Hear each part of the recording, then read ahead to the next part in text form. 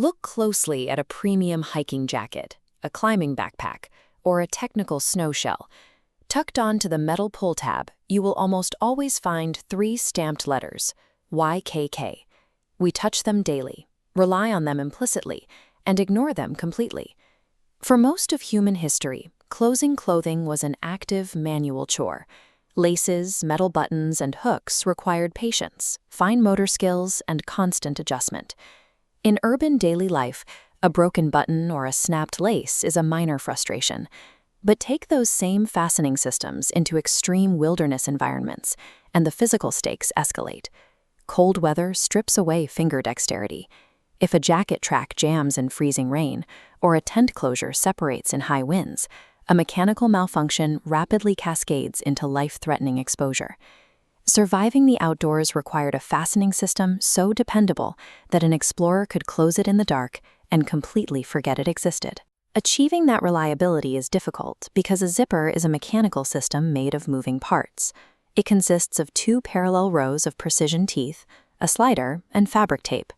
They are constantly subjected to grit, thick mud and salt water, and intense lateral tension, often happening completely simultaneously.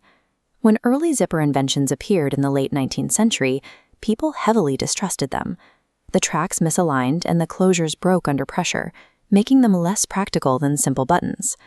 Because the zipper is a dynamic mechanism, it is the weakest moving link on a piece of gear. Its structural reliability becomes the primary bottleneck for the success of the entire product. Back in 1934, during a rapid period of Japanese industrialization, Tadao Yoshida founded the Yoshida Manufacturing Corporation, later shortened to YKK. While many manufacturers focused on final products, Yoshida looked at the smallest inputs. He believed that manufacturing quality collapses if a producer ignores the tiny, seemingly insignificant components. He established an operational philosophy called the cycle of goodness. The premise stated that a corporation achieves lasting prosperity only by creating uncompromised user value first. In practice, this meant a rejection of manufacturing shortcuts. The company prioritized long-term, flawless execution over immediate profit margins. By treating a mundane fastener with extreme mechanical seriousness, Yoshida provided manufacturers with a component they could specify for the world's harshest environments.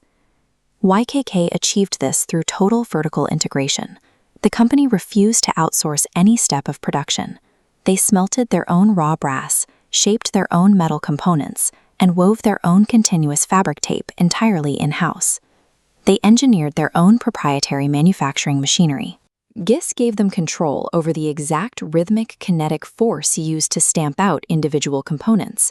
That control was necessary because of the microscopic tolerances required by the slider and the teeth. Every single tooth must align at a precise mathematical angle to maintain a secure grip against intense physical stress. If equipment deviates by a fraction of a millimeter, the tracking misaligns and the chain bursts open under tension. Absolute mechanical reliability is impossible unless a company controls every single variable in the creation process.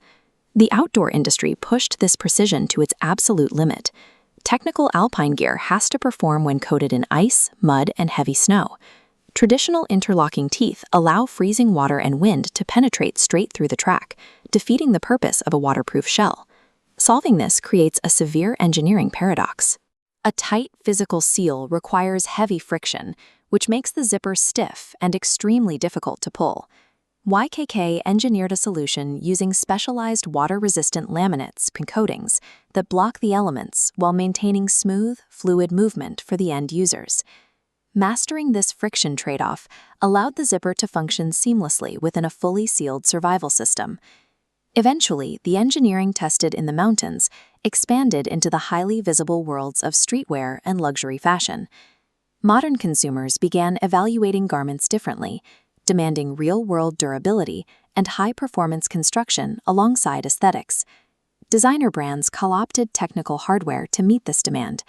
The tiny YKK stamp began functioning subconsciously as a signal of premium construction and brand integrity. As the cultural definition of quality evolved, objective engineering standards became a primary fashion statement. There is a specific tactile psychology to interacting with a precise mechanism. We register the consistent tension, the satisfying sound of teeth locking, and the slider's smooth engagement. Over thousands of repeated uses, humans built deep emotional trust with tools that execute their function flawlessly.